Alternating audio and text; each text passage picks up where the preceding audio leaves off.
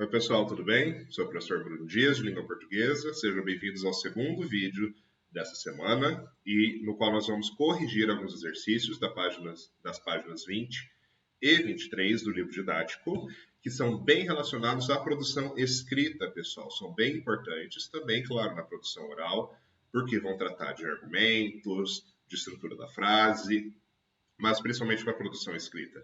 Vai ser bem importante ali para deixar os nossos textos melhores e mais adequados, certo? Vamos lá então? Primeiro, pessoal, página 20 do livro didático. Vamos lá, exercício 2. Leia as afirmações a seguir e assinale T, se for tese, e A, se for argumento. Vamos ver. Segundo a Organização das Nações Unidas para a Alimentação e Agricultura, 1/3 de toda a produção de alimentos é desperdiçado no mundo. Conforme relatório da ONU, o número de pessoas que enfrentam uma situação grave de insegurança alimentar cresceu 35% entre 2015 para 2016. Existe no mundo um enorme desperdício de alimentos, o qual precisa ser resolvido. E aí, pessoal, qual desses daqui é a tese e qual desses são os argumentos? Quais desses são os argumentos? Pessoal, os dois primeiros são argumentos e o terceiro é a tese. Por quê? Como que eu sei? Primeiro, vamos lembrar que a tese é a opinião do autor do texto.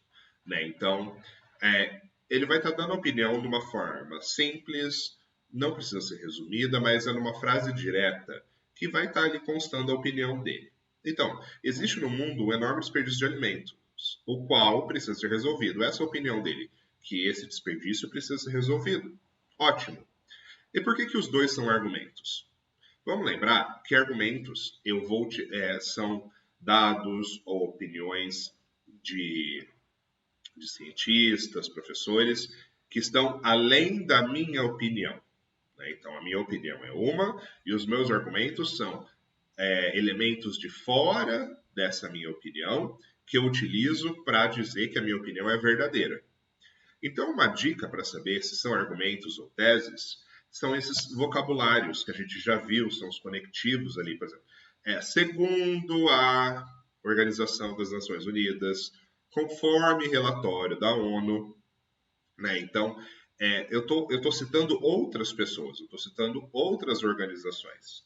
Né? Então, estou citando dados, estou citando pesquisas. Então, esses são argumentos. A minha opinião é muito mais direta, né? O desperdício de alimentos do mundo precisa ser resolvido. Ótimo, essa é a minha tese, essa é a minha opinião. E os argumentos são esses dados, pesquisas, fatos de outras pessoas que eu utilizo no meu texto para que a minha opinião seja validada, certo? Então, no número 2, os dois primeiros são argumentos e o último é a tese. Número 3, pessoal. Reescreva as informações apresentadas no exercício anterior, ou seja, no número 2, em ordem lógica, a fim de construir um parágrafo argumentativo. Lembre-se de utilizar expressões que relacionem adequadamente as informações, garantindo a coesão do texto. Pessoal, o que eu tenho que fazer? Pegar essas informações aqui e escrever elas de um jeito que forme um parágrafo. Né? Juntar elas em um parágrafo. É de qualquer jeito? Claro que não. Tem uma ordem que tem que ser seguida e eu posso juntar as frases com outros elementos coesivos, certo? Para que o texto fique mais fluido, que faça sentido. Vamos ver uma sugestão aqui, pessoal. Começo pela tese. Por quê? Por que eu vou colocar argumentos se eu não disse nada ainda? Então, os argumentos têm que vir depois da tese. Então, existe no mundo um enorme desperdício de alimentos, o qual precisa ser resolvido. E daí eu posso colocar já o argumento. Segundo a Organização das Nações Unidas para a Alimentação e Agricultura, 1/3 de toda a produção de comida vai para o lixo. Enquanto isso, eu usei um conector ali. Conforme relatório da mesma instituição, por que eu usei mesma instituição? Para não repetir. Lembram que as duas são da ONU. né? Então, eu não preciso repetir ONU. Na verdade, eu não posso repetir ONU. Fica muito estranho o texto, fica pesado. Em uma questão do Enem, por exemplo, vocês perderiam um ponto por essa repetição, né? Então, segundo o relatório da mesma instituição, o número de pessoas que enfrentam uma situação grave de segurança alimentar cresceu 35% de 2015 para 2016. Então, tem que ser nessa ordem? Posso mudar? Dê uma olhada, pessoal. Por quê? O primeiro argumento está falando que 1/3 de toda a produção de comida vai para o lixo. O segundo está falando que o número de pessoas em situação grave de segurança alimentar cresceu. Posso inverter? Posso, se eu prestar atenção no conector. Por exemplo, eu posso falar assim: existe no mundo um enorme desperdício de alimentos, o qual precisa ser resolvido. Conforme relatório da ONU, o número de pessoas que enfrentam uma situação grave de segurança alimentar cresceu 35% de 2015 para 2016. Além disso, a mesma instituição aponta que 1/3 de toda a produção de comida do mundo vai para o lixo. Então eu posso inverter ali. A única coisa que eu não posso inverter é que a tese tem que ser no começo. Por quê? Os argumentos têm que vir depois para defender a tese, né? Então, com a tese no começo, eu posso mexer nas duas, desde que eu conecte as duas de forma apropriada. Certo? Ótimo, pessoal. Vamos lá. Ironizando a própria posição, o colunista Luiz Fernando Veríssimo escreveu, né, aqui, já estou na página 23, pessoal, exercício 1. Vamos dar uma olhada. Não é fácil estar com as suas preferências sempre em dia. Quem tem uma coluna regular na imprensa e dá palpite sobre tudo, muitas vezes só descobre o que pensa sobre um assunto quando o comenta. E não é raro começar com uma opinião e terminar com outra. Tenho posições firmes sobre o aleitamento materno, a favor, e o câncer, contra. Mas e a clonagem humana? Então, com base no que você aprendeu sobre o papel dos colunistas e dos articulistas, né, que são aquelas pessoas que escrevem para jornais para dar opinião sobre alguma coisa, complete as lacunas com as palavras selecionadas. Então, eu tenho tese, exemplos, artigo de opinião, argumentos, dados e depoimentos. O texto. O articulista produz um gênero textual chamado. Nesse texto, o autor debate assuntos da atualidade, expondo seu ponto de vista. Para ser persuasivo, o texto deve apresentar, fundamentados em fatos históricos, estatísticos, alguma coisa do cotidiano, de autoridade, entre outros. Em geral, para concluir um artigo de opinião, o autor reafirma sua tese. Como é que eu completo isso, pessoal? Vamos ver.